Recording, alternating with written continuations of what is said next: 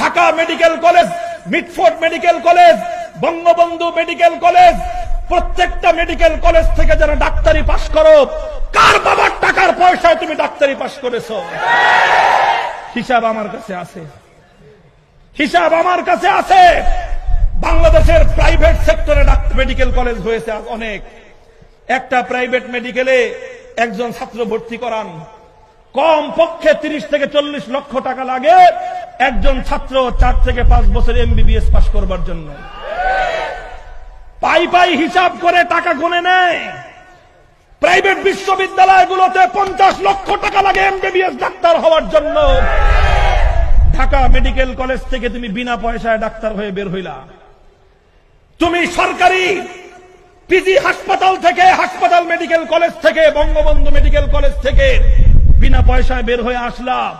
Suhrawardy medical college থেকে, Mitford medical college থেকে 1 পয়সা ছাড়া এমবিবিএস ডাক্তার পাস হয়ে আসলা। তোমার পিছনে কি টাকা খরচ হয় নাই? কম পক্ষে এক একটা এমবিবিএস ডাক্তারের পিছনে একটা রাষ্ট্র, আমার রাষ্ট্র, আমার গরিব দুঃখী মেহনতি মানুষের মাথার ঘাম পায়ে ফেলানো তেল নুন লবণের ভ্যাটের টাকা 50 লক্ষ টাকা সরকারি খরচ হয় একটা ডাক্তার বানানোর জন্য।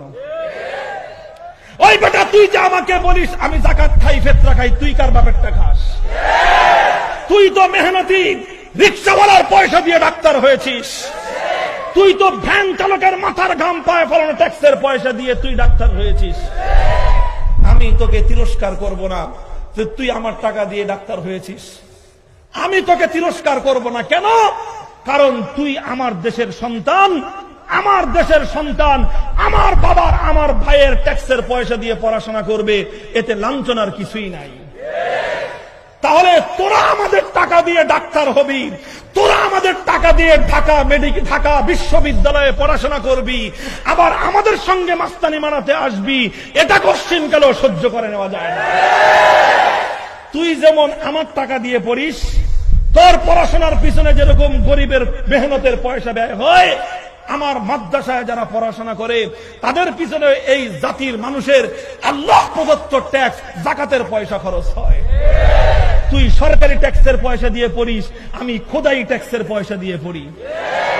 যদি ট্যাক্সের পয়সা দিয়ে পড়া লাঞ্ছনার কারণ হয়, তাহলে প্রত্যেকটা ডাক্তারের গলা চেপে 50 লক্ষ টাকা করে উসুল করা দরকার। কথা ঠিক না বেঠিক?